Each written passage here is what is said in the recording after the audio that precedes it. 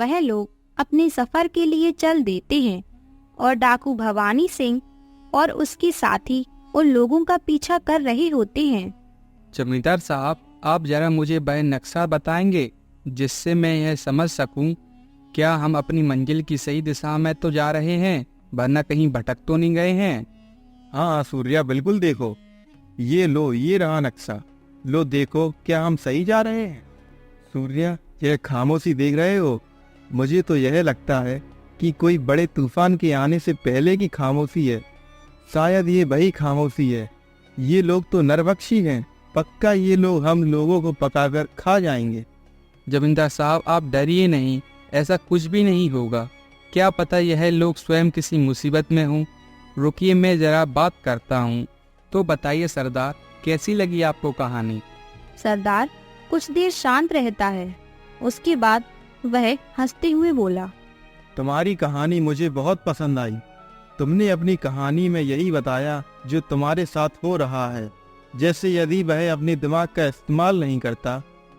यहाँ सूर्या और जमींदार जी अपने सफर के लिए जा रहे होते हैं। वहीं दूसरी ओर डाकू भवानी सिंह भी अपने आदमियों के साथ खजाने की खोज में चलता ही जा रहा था।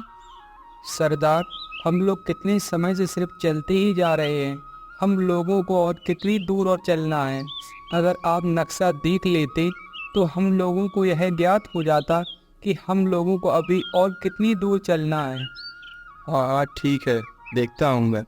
तुमसे अब ठीक से चला भी नहीं जा रहा, तुम किसी भी काम के नहीं हो। सरदार नक्शा देखना शुरू करता है।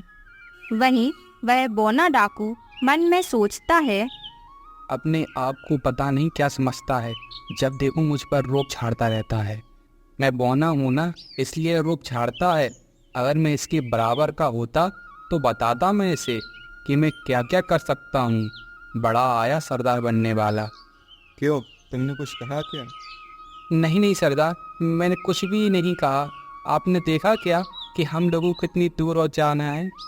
सरदार मन में सोचता है, इसमें यह सब क्या बना है? मुझे तो कुछ भी समझ में नहीं आ रहा है। लेकिन यदि मैंने यह बात इन लोगों के सामने कही तो ये लोग मेरा मजाक बनाएंगे और क्या ही सोचेंगे, मैं सरदार हूँ और मुझे नक्शा पढ़ना भी नहीं आता। नहीं नहीं, मैं ऐसा नहीं होने दूंगा। मैं झूठ ही बोल देता हूँ। क्या हुआ सरदार, क्या आपको नक्शा समझ में नहीं आ रहा है क्या? अरे तुम थोड़ा शांत तो रहो, जब देखो कुछ ना कुछ बोलते ही रहते हो। हम लोगों को यहाँ से थोड़ा और आगे जाना है, उसके बाद हम लोगों को खजाना मिल जाएगा। सरदार की बात सुनकर वह सभी लोग सरदार के बताए हुए मार्ग पर चल पड़ते हैं और वह उस रास्ते चलते ही जाते हैं।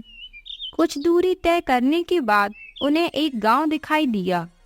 सरदार, यह आपने कहाँ का रास्ता देखा था? हमें तो खजाने के पास जाना था, ना कि किसी गांव में जाना था। चुप कर बेवकूफ़, मुझे पता है कि ये गांव है, और मैं क्या करूं जब उसमें साफ साफ नजर आ रहा है कि इस रास्ते में मिलेगा हम लोगों का खजाना। चलो चलते हैं इसी गांव में और किसी व्यक्ति से पूछते हैं आगे के बारे में। इतना कहकर वह लोग गांव के अंदर चले जाते हैं और उनके सामने गांव के चौपाल पर बहुत से लोग खड़े थे, जिन्हें देखकर ऐसा लग रहा था कि वह सभी लोग इन्हीं लोगों का इंतजार कर रहे थे। डाकू भवानी सिंह उनके पास गया और बोला, अरे सुनो भाई, यहाँ कहीं पर कोई पुरानी गुफा है क्या? और ये समुद्र के बीच मौजूद द्वीप में ये गांव कौन सा है? क्या कोई मुझे कुछ बताएगा या फिर यूं ही बुद्ध बने खड़े रहोगे? सरदार, आप जब इन्हें कुछ बोलने का मौका देंगे तभी तो ये लोग बोलेंगे। कब से आप ही बोले जा रहे हैं। हाँ हाँ ठीक है, मुझे पता है, मुझे मत बताओ। महाराज, आप आ गए? हम लोग आपका कब से इंतजार कर रहे थे। अरे छोटू बोना, ये लोग क्या पागल हो गए हैं जो मुझे अपना राजा बोल रहे हैं? मुझ जैसे को देखकर कोई अपना मालिक ना बनाए, ये लोग तो सीधा मुझे राजा बना रहे हैं। लगता है कि ये लोगों का दिमाग सही ठिकाने पर नहीं है। ओ ये क्या हो रहा है? मैं कब से तुम लोगों का राजा बन गया? मैं तो पहली बार यहाँ आया हूँ। राजा जी, आपसे पहले जो हमारे राजा जी थे वह अपना राज्य कर्तव्य निभाकर चले गए हैं। और हमारे गांव की यही रीति है कि जब पुराने राजा जी अपना राज्यकाज का कर्तव्य निभाकर चले जाएंगे तो उनके बाद जो भी नया व्यक्ति हमारे गांव में आएगा वही हमारा राजा कहलाएगा। सरदार, आप इतना क्या सोच रहे हैं? जब किस्मत खुद सामने से आकर आपके घर का दरवाज़ा खटखटा रही है तो भला आप क्यों दरवाज़ा खोलने में सोच रहे हैं? हाँ कर दीजिए और बन जाइए यहाँ के राजा, और उसके बाद तो आपको उस महल का खजाना मिल ही जाएगा। बोना डाकू की बात सुनकर डाकू भवानी सिंह उसकी बातों में आ जाता है। हाँ हाँ, मैं ही तुम्हारा राजा हूँ। चलो मेरे नाम के जयकारी लगाओ। और मेरा रथ कहाँ है और महल भी कहाँ है? चलो जल्दी से मेरे लिए इन सभी चीज़ों का प्रबंध करो।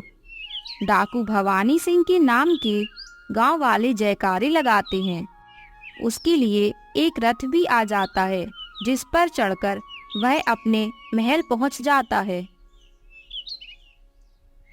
मैं अब यहाँ का राजा हूँ, तो जाओ मेरे लिए और मेरे साथियों के लिए स्वादिष्ट स्वादिष्ट पकवान बनाओ और हम लोगों के लिए भोजन का भी प्रबंध करवाओ। डाकू भवानी सिंह की बात सुनकर वह लोग चले जाते हैं और शाम के समय डाकू भवानी सिंह और उसके लोगों के लिए स्वादिष्ट भोजन लगाया जाता है और वह सभी लोग पेट भरकर खाना खाते हैं। फिर अगले दिन डाकू भवानी सिंह अपने राज दरबार में बैठा हुआ था। तो बताइए मुझे क्या करना है? क्या मैं इसी तरह खाना खाऊं और सो जाऊं? इसके अलावा मुझे कुछ अन्य काम करना होगा या नहीं? हाँ महाराज, आपको काम करना होगा। एक राजा का कर्तव्य होता है कि वह अपने राज्य और राज्य में रहने वाली प्रजा की रक्षा करे। तो मैं आपको बताना चाहता हूँ कि हमारे राज्य में एक व्यक्ति से खतरा है। वह हर अमावस्या के एक दिन पहले आता है और हमारे राज्य के राजा को युद्ध की चुनौती देता है। अच्छा, ऐसी बात है क्या? आखिर कौन है वो जिसे मेरे हाथों मरने की जल्दी है? क्या वो जानता नहीं कि जिसे वह युद्ध की चुनौती दे रहा है वह कोई और नहीं बल्कि डाकू भवानी सिंह है? हाँ राजा जी, सही कहा आपने। आज वह आएगा और जब वह आपको युद्ध की चुनौती देगा तो आप उसे युद्ध में हरा देना। फिर आप साबित कर देंगे कि आप ही हमारे राजा बनने के योग्य हैं। मंत्री की मीठी मीठी बातें सुनकर वह उसकी बातों में आ जाता है। तभी बोना डाकू उसके कानों के पास आकर कहता है, सरदार, मुझे कुछ ठीक नहीं लग रहा है। पहले इन्होंने हमारा स्वागत किया, उसके बाद आपको राजा बना दिया और अब आपसे कह रहे हैं कि आप इनकी ओर से युद्ध लड़िए। मैं क्या कहता हूँ सरदार, अभी भी हमारे पास समय है, क्यों ना हम लोग समय रहते यहाँ से भाग चलें। बोना डाकू की बात सुनकर डाकू भवानी सिंह गुस्से में आकर कहता है, छोटू बोना, तुम्हें इसमें क्या ठीक नहीं लग रहा है? मुझे तो लगता है कि तुम यह सब देखकर मुझसे जल रहे हो। मैं राजा बन गया हूँ और तुम वही एक मामूली से सैनिक हो, तो तुम इसलिए ही तो यह सब नहीं कह रहे हो? नहीं नहीं सरदार, ऐसी बात नहीं है। आप ही सही कह रहे हैं, आप ही यही के राजा हैं। मैं अब कुछ नहीं कहूँगा। ये बेवकूफ़ मेरी बात नहीं सुन रहा है। ये खुद तो मरेगा ही और हमें भी मरवाएगा। ठीक है, देखते हैं अब आगे क्या क्या होता है। रात हो जाती है और बच्चा तांत्रिक आता है और वह डाकू भवानी सिंह को युद्ध की चुनौती देता है। मैंने सुना है कि इस राज्य का नया राजा बना है। अगर उस राजा में हिम्मत है तो मुझसे बच्चा तांत्रिक से युद्ध करके दिखाए।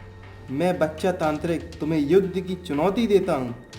बच्चा तांत्रिक की चुनौती सुनकर डाकू भवानी सिंह अपने महल से बाहर निकल आता है और वह कहता है, अच्छा, तो तुम हो बच्चा तांत्रिक जो इतनी बड़ी बड़ी बातें मार रहा था।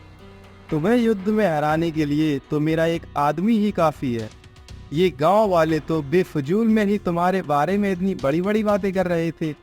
तुम तो देखने में हमारे जैसे ही आम आदमी लग रहे हो। तो चलो युद्ध करते हैं। हाँ हाँ, इतनी जल्दी क्या है? मेरे साथी को तो बुला लेने दो। तभी तो युद्ध शुरू होगा। ठीक है, जो भी तुम्हारा साथी हो उसे जल्दी बुलाओ, क्योंकि मुझे उसे जल्दी से हराने के बाद अपने राज्य वालों को दिखाना है कि उनका राजा कितना शक्तिशाली है और वह उन लोगों की रक्षा कर सकता है।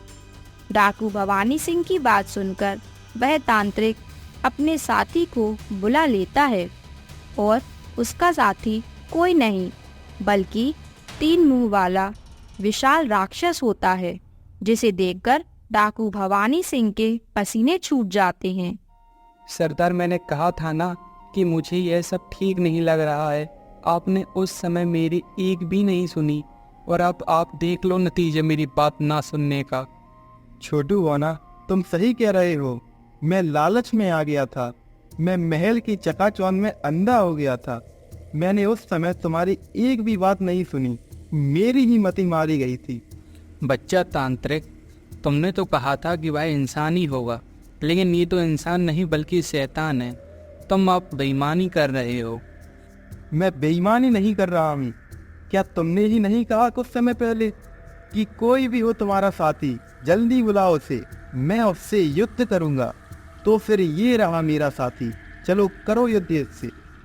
उस शैतान को देखकर सरदार की हवा टाइट हो जाती है। वह मन में सोचता है, इससे कौन ही लड़ेगा?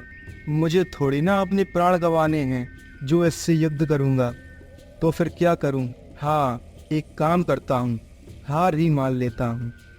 ऐसे कैसे रहने दूं? तुम्हें पता है ना कि युद्ध की क्या शर्त थी। अगर तुम हारते हो तो तुम मेरे साथ चलोगे और मैं तुम्हारी अमावस्या की रात में बलि दूंगा। मैंने अगर अभी युद्ध किया तो मारा जाऊंगा, और वैसे तो मरना ही है। क्यों ना खुद को इसके समर्पित कर दूं? कम से कम कल तक तो जिंदा रहूंगा। डाकू भवानी सिंह अपने साथियों के साथ खुद को बच्चा तांत्रिक को समर्पित कर देता है और बच्चा तांत्रिक उन सभी लोगों को अपने साथ ले जाता है। सुबह हो जाती है और सूर्या और जमींदार जी चलते चलते थक जाते हैं, इसीलिए वह लोग एक जगह रुक कर बैठ जाते हैं। सूर्या को किसी के पुकारने की आवाज़ आती है। बचाओ बचाओ, मुझे कोई बचाओ, मुझे इस बोतल से बाहर निकालो, कोई मेरी मदद करो, मेरी मदद करो। जमींदार जी, आपको किसी की मदद के लिए बुलाने की आवाज़ सुनाई दे रही है क्या? नहीं सूर्या, मुझे तो ऐसी कोई भी आवाज़ सुनाई नहीं दे रही। शायद तुम्हारा कोई वहम होगा। जमींदार की बात सुनकर सूर्या उस आवाज़ को अनदेखा कर देता है, लेकिन उसे फिर से किसी की मदद की आवाज़ आती है। जब वह यहाँ वहाँ अपनी नज़र घुमाता है तो उसे एक बोतल दिखाई देती है। वह उस बोतल को उठा लेता है और उसमें एक जिन कैद था। ये राहगीर, मुझे इस बोतल से आज़ाद कर दो। मैं पिछले कई वर्षों से इस बोतल में कैद हूँ। अगर तुम मुझे इस बोतल में से आज़ाद करोगे तो मैं तुम्हारी मुसीबत आने पर अवश्य ही मदद करूँगा। सूर्या, यूं ही इस जिन को आज़ाद मत करो। मैंने सुना है कि ये जिन बहुत बुरे होते हैं। ये लोग अपना काम निकल जाने के बाद हम जैसे लोगों को अपना भोजन बना लेते हैं। तुम कौन हो और इस बोतल में कैसे कैद हुए? अगर तुम मुझे सारी बातें सच सच बताओगे तो ही मैं तुम्हारी इस बोतल से बाहर निकलने में मदद करूँगा। मैं बहुत ही चंचल स्वभाव का जिन था। मैं राह चलते लोगों को परेशान किया करता था और ऐसा करने पर मुझे बहुत खुशी मिलती थी। फिर एक दिन एक साधु बाबा इस जंगल से गुजरे। मैंने उन्हें भी परेशान किया और मेरी इस हरकत की वजह से उन्हें गुस्सा आ गया और उन्होंने अपने गुस्से के चलते मुझे इस बोतल में कैद कर दिया। तभी से मैं इस बोतल में कैद हूँ। जब तुम इस तरह के स्वभाव के जिन हो तो भला मैं क्यों तुम्हें इस बोतल से बाहर निकालूं? एक बार को मान भी लिया कि तुम्हें मैं इस बोतल से बाहर निकाल दूं, लेकिन ऐसे कैसे मान लूं कि तुम हम लोगों को परेशान नहीं करोगे? मेरी बात का विश्वास करो, मैं तुम लोगों को कुछ भी हानि नहीं पहुंचाऊंगा। कृपया मेरी मदद करो, मुझे इस बोतल से आज़ाद कराओ। मैं कई सालों से इसमें कैद हूँ और मैं सुधर गया हूँ। बस एक बार मेरा विश्वास करो, मैं तुम्हारा कुछ भी अहित नहीं करूँगा। सूर्या को उस जिन पर दया आ जाती है और वह उस बोतल का ढक्कन खोल देता है और वह उस बोतल से आज़ाद हो जाता है।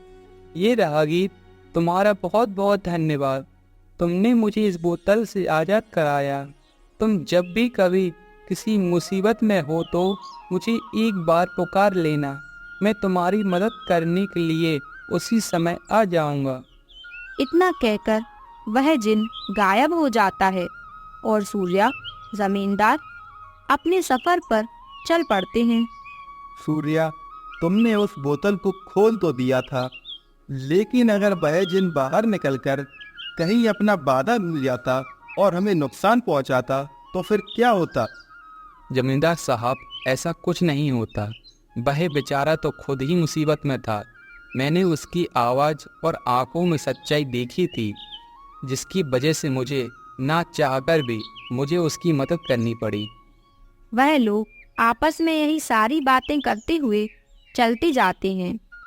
उन लोगों के सामने वहीं गांव आ जाता है, जो गांव डाकू भवानी सिंह के रास्ते में आया था। वह उस गांव के अंदर जाते हैं और वहां के गांव वाले इस बार जमींदार जी को राजा बोलते हैं और उनके साथ वही करते हैं जो उन्होंने डाकू भवानी सिंह के साथ किया था। जमींदार साहब, मुझे यह सब कुछ ठीक नहीं लग रहा है। मुझे लगता है कि जितना जल्दी हो सके यहाँ से चलते हैं, इससे पहले कि हमारे साथ कोई बुरा हो जाए। सूर्या, यह तुम क्या कह रहे हो? कितना अच्छा खाना खाया और कितने अच्छे लोग हैं यहाँ के। और यदि तुम्हें यह सब ठीक नहीं लग रहा है तो हम लोग आज रात यहीं आराम करते हैं और हम लोग सुबह होते ही यहाँ से चले जाएंगे। सूर्या जमींदार जी को मना नहीं कर पाता है, क्योंकि कई दिनों के सफर के बाद वह भी थक चुका था। इसीलिए वह जमींदार को हाँ कर देता है और वहीं मंत्री आता है और जमींदार को वही सारी बातें बताता है जो कि डाकू भवानी सिंह को बताई थी। हाँ हाँ, ठीक है, हम भी उसे युद्ध की चुनौती देते हैं। आखिर मेरे पास भी एक नौजवान है जिसने कई सारे युद्ध जीते हैं। हम लोग युद्ध के लिए तैयार हैं। बताइए, कब होगा युद्ध? महाराज, आज ही होगा रात के समय। वह हमेशा रात के समय आता है। ठीक है, आप लोग निश्चिंत रहें। हम लोग आप सभी लोगों की रक्षा करेंगे। जमींदार साहब, आपने हम लोगों को ये कहाँ फंसा दिया? आपने कहा था कि हम लोग कल सुबह यहाँ से अपने सफ़र के लिए निकल जाएंगे और आपने इनसे यह वादा कर दिया कि अब आप इनकी मदद करेंगे। सूर्या, अगर मैं यह नहीं कहता तो ये लोग हम लोगों को इसी समय इस महल से धक्के मारकर बाहर निकाल देते। इसी कारणवश मैंने इन लोगों से यह बात कही है। रात हो जाती है। फिर से वही बच्चा तांत्रिक आता है और फिर से वह युद्ध की चुनौती देना शुरू कर देता है। अरे ओ नए राजा, कहाँ छुपकर बैठा है? हिम्मत है तो सामने आओ और मुझे हरा कर अपने राजा होने का प्रमाण साबित करो। जमींदार और सूर्या बाहर आ जाते हैं और वह उस बच्चा तांत्रिक के सामने जाकर खड़े हो जाते हैं। अच्छा, तो तुमसे युद्ध करना है? तुम्हारे लिए तो मैं ही काफी हूँ। आओ मैदान में दो दो हाथ हो जाए। मैंने कुश्ती बहुत खेली है। अभी तुम्हें धोबी पछाड़ देता हूँ और तुम्हें मिट्टी के धूल में मिलाता हूँ। रुको, थोड़ा सब्र करो, मुझे अपने साथी को बुलाने दो, फिर देखते हैं कौन किसे मिट्टी चटाता है। बच्चा तांत्रिक अपने साथी को बुला लेता है और वह कोई और नहीं बल्कि वही 3 मुंह वाला विशाल काय शैतान होता है। उसे देखकर जमींदार जी के पसीने छूट जाते हैं। सूर्या, यह क्या है? मैंने सोचा था कि ये युद्ध करेगा, लेकिन ये तो राक्षस को लेकर आ गया। अब भला मैं इससे कैसे लड़ूंगा? और यदि लड़ा भी तो अपने प्राण गवा बैठूंगा। बच्चा तांत्रिक, ये क्या है? हमारे बीच युद्ध होना था, फिर ये शैतान कहाँ से आ गया बीच में? ये जो तुम अपने सामने विशालकाय शैतान देख रहे हो, इसी का नाम बच्चा है और मैं तांत्रिक हूँ, इसलिए लोग मुझे बच्चा तांत्रिक कहते हैं। समझे तुम? अब तुम्हारे पास सिर्फ 2 ही रास्ते हैं, या तो तुम इससे युद्ध करो या फिर तुम दोनों अपने आप को हमारे हवाले समर्पित कर दो। वह लोग समझ जाते हैं कि वह किसी भी कीमत में उससे जीत नहीं पाएगा, इसीलिए वह लोग खुद को समर्पित कर देते हैं और वह तांत्रिक उन लोगों को अपने साथ ले आता है और उन्हें बंदी बना लेता है। वहां पहले से ही डाकू भवानी सिंह अपने साथियों के साथ कैद था। जमींदार जी, अब क्या होगा हम लोगों का? हम लोग तो यहाँ बुरी तरह से फंस गए हैं और कुछ समय पश्चात यह तांत्रिक हम लोगों को मार देगा। सूर्या, अब हम लोग कर ही क्या सकते हैं? हाँ, वैसे एक बात याद आई। तुम्हें याद है ना, हम लोगों ने उस जिन की मदद की थी और उसने कहा था कि जब तुम किसी मुसीबत में आ जाओ तो मुझे याद कर लेना, मैं तुरंत ही तुम्हारी मदद के लिए आ जाऊंगा। हाँ जमींदार जी, यह तो आप सही कह रहे हैं। रुकिए, मैं उस जिन को अभी बुलाता हूँ। जिन, हमारी मदद करो, हम लोग मुसीबत में हैं, हमारी मदद करो, हम मुसीबत में हैं। सूर्या की बात सुनकर वह जिन वहां प्रकट हो जाता है और वह कहता है, क्या हुआ? ऐसी कौन सी मुसीबत आ गई जो तुम लोगों ने मुझे याद किया? हम लोगों को इस तांत्रिक ने छल से कैद कर लिया। अब मैं तुमसे मदद मांगता हूँ कि तुम हम लोगों को यहाँ से आज़ाद कराओ। जिन और सूर्या को आपस में बातें करते हुए वह तांत्रिक देख लेता है। सुनो, कौन हो तुम और तुम मेरी इस गुफा में कैसे घुसे चले आए? क्या तुम्हें पता नहीं मैं कितना शक्तिशाली तांत्रिक हूँ? इतना कहकर तांत्रिक जिन पर वार करता है। जिन भी अपने बचाव के लिए वार करता है। उसके बाद तांत्रिक के वार करने के पहले जिन वार कर देता है और उसे मार देता है और तांत्रिक का शरीर गायब हो जाता है और जो विशालकाय शैतान बना हुआ था वह अपने असली रूप में आ जाता है और वह कोई और नहीं बल्कि उस राज्य का असली राजा होता है। आप लोगों का बहुत बहुत धन्यवाद जो आपने मुझे इस तांत्रिक की कैद से आज़ाद करा दिया। मैं आपका यह एहसान जिंदगी भर नहीं भूलूंगा। यदि मैं किसी भी प्रकार से आपकी मदद कर सकता हूँ तो कृपया निसंकोच होकर बताइए। सुनिए महाराज, मैं आपसे यही मदद मांगता हूँ कि आप इन डाकुओं को कैद कर लीजिए और इन लोगों से हमसे हमारा खजाने का नक्शा छीन लिया है और वह दिला दीजिए और हम लोग अपनी मंजिल पर जल्दी से पहुंच सकें, उसके लिए हम लोगों को 2 घोड़ों का इंतजाम करा दीजिए। सूर्या की बात सुनकर राजा जी ऐसा ही करते हैं। वह डाकुओं को कैद कर लेते हैं और यहाँ सूर्या जमींदार घोड़े लेकर खजाने के ठिकाने पर जाते हैं।